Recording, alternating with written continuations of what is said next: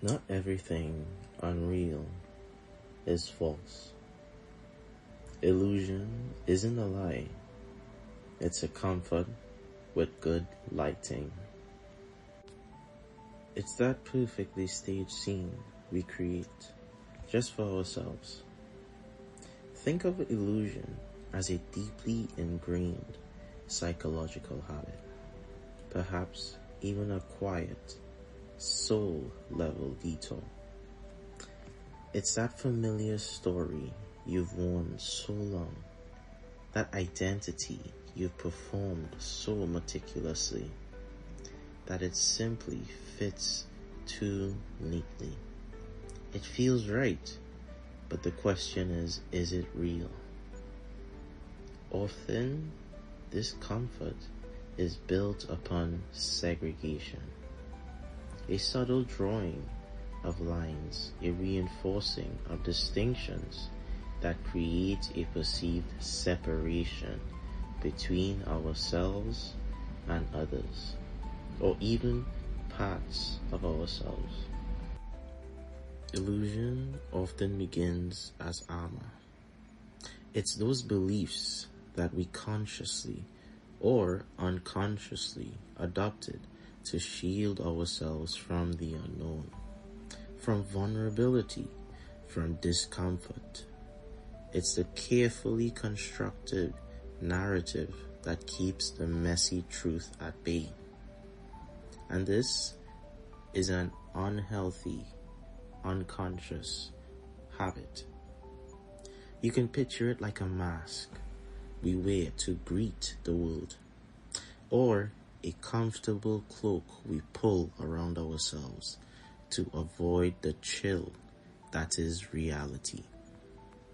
Sometimes it's like looking into a mirror that only shows us what we want to see, reflecting back only the most flattering angles, conveniently blurring the flaws. These are the labels we embrace for safety, the identities we cling to that might subtly segregate us from a broader connection, from creating an inner fortress of us versus them, or even this is part of me versus that part of me. Illusion, in essence, is the room that we decorate so carefully, yet so beautiful, that we don't have to open the front door and step out into the vast, unpredictable landscape beyond. I'd like you to reflect upon these questions that you can save for your journal use. Where in your life does illusion feel the most soothing? Where do you find yourself clinging to it for comfort? What specific labels or identities do you play or adopt to feel whole or safe or accepted? And how might these roles have quietly contributed to a feeling of segregation, either from others or from parts of your own expansive being? Now let's reframe something important. Disillusionment isn't a crisis. It's not a moment of an ultimate loss, but rather a deeper awakening. It's the universe, or your inner knowing, gently nudging you towards greater truth, beyond the labels and manufactured segregations. Yes, there can be a real, palpable grief that comes with clarity. The truth can at times feel surprisingly harsh, precisely because the illusion was so familiar or so comforting. It's like stepping out of a dimly lit, cozy room into bright sunlight.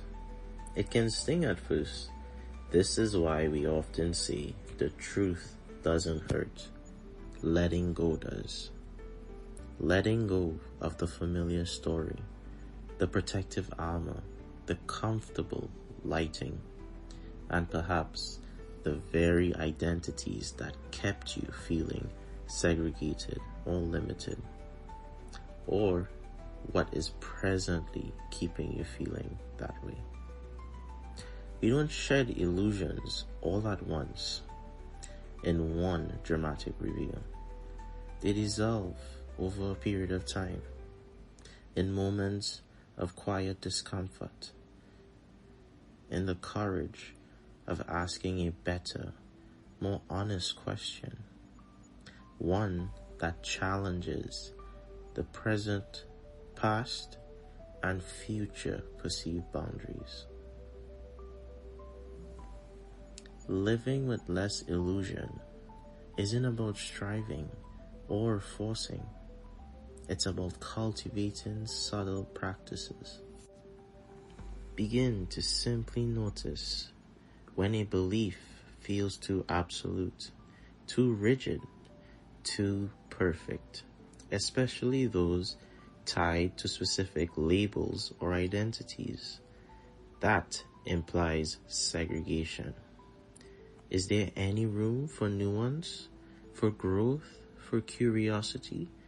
This is where we embrace our feminine energy, the ability to open yourself to experiences without fear due to belief, due to perfection, due to trauma, due to self-inflicted guilt, shame, rage, truth, or finally, segregation upon illusion. Practice sitting with this contradiction. Let two seemingly opposing truths coexist within you. And don't rush to resolution or try to force them into a neat box. Embrace the paradox of seemingly disparate identities and allow identity to feel like breath, flexible, shifting, not something fixed and solid, but something alive and ever-changing.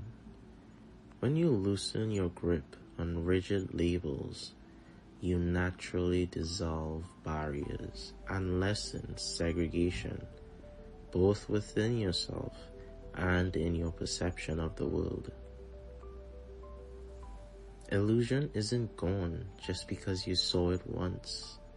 It's patient. It waits for the next moment you're tired of being real, for the next time comfort calls louder than clarity, for the next instance a familiar label or an old pattern of segregation tries to reassert itself in your life. But each time you consciously return to truth, each time you open that front door, you stay a little longer. You breathe a little deeper. You become a little more you, unbounded by the illusions that once separated. So the next time you have a conversation, be it you're in work, be it you're at home, be it with your peers, be it with your family, notice, am I clinging to a label? Am I clinging to something so rigidly it's affecting what I'm learning within that moment? Am I trying to protect self? Or am I afraid of what is beyond what I know now as self? And when you acknowledge this, I would like you to apply compassion to it. It is a natural instinct to feel fear going out into new experiences. However, this experience is yours to have. All of it is you. What you're presently experiencing is but part of self. And when this illusion becomes a reality, when it becomes realized within you for all that it is, the ego, the edges that you've circumferenced around your soul, around that part of you that suffered to create that illusion, you will be able to experience life in the dimension that will truly bring bliss, peace, and joy to your everyday. This is your Formless Guide, signing off.